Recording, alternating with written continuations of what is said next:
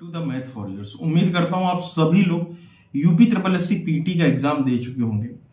जिन बच्चों ने इस बार पहली बार अगर एग्जाम दिया होगा, 10th करके भर दिया होगा फॉर्म फैशन में, तो इस बार का पेपर इतना टफ आया था कि उन्हें शायद कंपटीशन की असली, समझ रहा हूं ना, उसकी वैल्यू समझ में आ गई होगी क्या है कंपटीशन।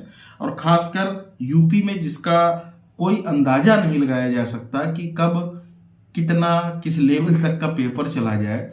जो बच्चे प्रीवियस ईयर के भी पेपर लगा के जा रहे थे, आप समझिए ये दिक्कतें तब आती है अगर आप फर्स्ट बार पेपर करा रहे हो, ठीक है, तो वहां समझ में आता भाई हमें नहीं पता होता कैसा पेपर आए, क्या लेवल होगा, अचानक से आए, ठीक है। लेकिन जब आप 2 बार पेपर देख चुके हैं, अक्सर बच्चे प्रीवियस ईयर ही देखते हैं और आप अचानक से इतना चेंजेस ले आते हैं तो बच्चों को दिक्कत होनी है, ठीक है, कोई भी बच्चा, क्योंकि वो माइंड सेट करके जाता है। तो आप समझते हैं क्या कुछ किस तरीके से चल रहा है, कितनी कट ऑफ जाए, किसको नॉर्मलाइजेशन का असली में फायदा मिलेगा, क्या होगा, उसको समझते हैं। जेन्युइन रिव्यू है इस, ठीक है। अगर आप पहली बार चैनल पर आए, चैनल से जुड़ जरूर जाओ, लाइक शेयर सब्सक्राइब। समझते हैं कि अभी तक पीटी का चल क्या रहा, पीटी से लगातार मोह भंग कैसे हो रहा, वो मैं आपको समझा दूं। आपको बता दूं पीटी 2021 से में फॉर्म पड़ते हैं 20,72,903, ये ऑफिशियल डेटा है। और देने वालों की संख्या थी दोस्तों 17,99,052, क्योंकि उस बार हुआ घटा था, पहली बार पेपर था तो लोगों को लगा वाह पीटी पीटी पीटी, तो थोड़ा मार्केट में हवा टाइट, तो इस तरीके से हुआ। दोबारा में दोस्तों फॉर्म पड़ता है 37,58,209, समझिए, और उसमें एग्जाम देने वालों की संख्या थी 25,11,968, ये रेशियो था। इस बार मैं आपको बता दूं फॉर्म का आवेदन की संख्या 2023 की 20,07,533, ठीक है, जिसमें एग्जाम देने वालों की संख्या 12,55,058, ठीक है, ये डेटा है इस बार का। इस बार इतने बच्चों ने पेपर दिया। अब समझते हैं जो 28 तारीख की शिफ्ट थी पहली, सबसे कठिन अगर आप मेरी नजर में माने तो वही है।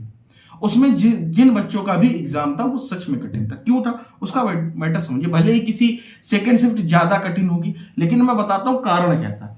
देखिए, जब आप पेपर देने जाते हैं और आप अपना एक माइंड सेट करके जाते हैं, बच्चा तैयारी करके भी गया होगा तो वो सेट करके जाता कि भाई इस तरीके का पिछली बार पेपर तो ये तैयारी होगी। और जो फर्स्ट डे फर्स्ट शिफ्ट का जो पेपर होता है, अक्सर वो बच्चा ऑलरेडी प्रेशर में होता है कि कैसा पेपर आए, क्या होगा, कहीं कठिन ना आ जाए, ये सब ड्रामाबाजी रहती है उसके दिमाग में। एक तो वो प्रेशर, ऊपर से अचानक से जब पेपर कठिन आता है तो उसे यही नहीं पता चलता है कि मैं कितने अटेम्प्ट करूं। भाई उस टाइम उसे ये नहीं पता चलता है कि पेपर कठिन था, उसे ये लगता है कि मुझे क्या पता नहीं आ रहे हो क्वेश्चंस, क्या पता मेरी उतनी तैयारी अच्छी ना हो, है ना।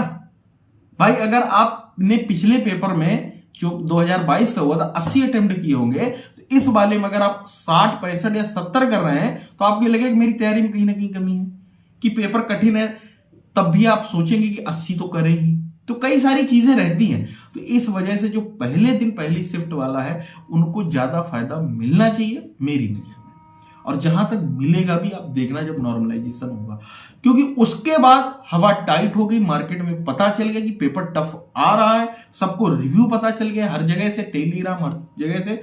तो उसके बाद ये पता चल गया कि कितना, और माइनस मार्किंग तो है ही, उसका बहुत बड़ा इफेक्ट है। तो ये पता चल गया कि अब हम कितने अटेम्प्ट करें और कितने ले आए, वहां पर हम अच्छे मार्क्स गिने जाएंगे, ठीक है। तो बच्चे उस तरीके के माइंड सेट हो गए। सेकेंड शिफ्ट और ही कठिन आती है, ये सच्चाई है, वो भी कठिन आती है।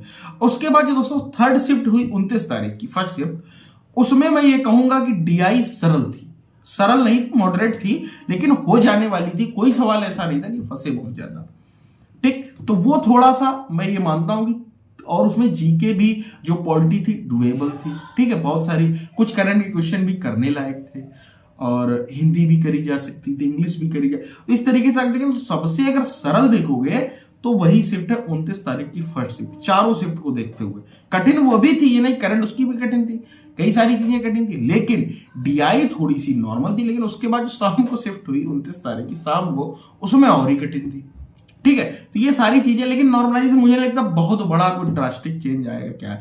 लेकिन आप लोग इतना समझ लें, सिंपल सी बात है कि अगर किसी के 60+ नंबर आ रहे हैं, सुन लीजिए, ठीक है, 60 के आसपास है, तो वो अपने आप को अच्छे मार्क्स में समझे, ठीक है। और 60 के जो कम वैकेंसी जाएगी उसमें 60+ वालों का हो जाएगा, और जिसमें ज्यादा वैकेंसी जाएगी उसके 60 से कम भी अगर आपके मार्क्स आ रहे होंगे कट कुटा के। और इसमें दोस्तों मैं बता दूं, जिन भी बच्चों ने तुक्के बहुत लगाए, माइनस मार्किंग का ध्यान नहीं दिया है, उनके बहुत नंबर कटने वाले, क्योंकि तुक्के ऐसे पेपर में कभी नहीं लगते जहां पर बहुत कठिन पेपर आता है। इस बात को आप लोग बहुत अच्छे से समझ लें। तो माइनस मार्किंग बहुत बड़ा रोल अदा करेगा। जिसने सहूलियत से कम अटेम्प्ट किए होंगे, एक्यूरेसी अच्छी होगी, उसी के नंबर अच्छे आने वाले, ये गारंटी है। ठीक है, तो उम्मीद मानकर चलिए 60 के आसपास अगर आपके मार्क्स हैं, आपके अच्छे मार्क्स हैं। बाद बाकी नॉर्मलाइजेशन में थोड़ा बहुत चेंजेस होगा, तो उम्मीद करता हूं इस बातों को समझ गए। लेकिन ये पीटी इतना कठिन होने की कोई वजह नहीं थी, मुझे समझ से परे।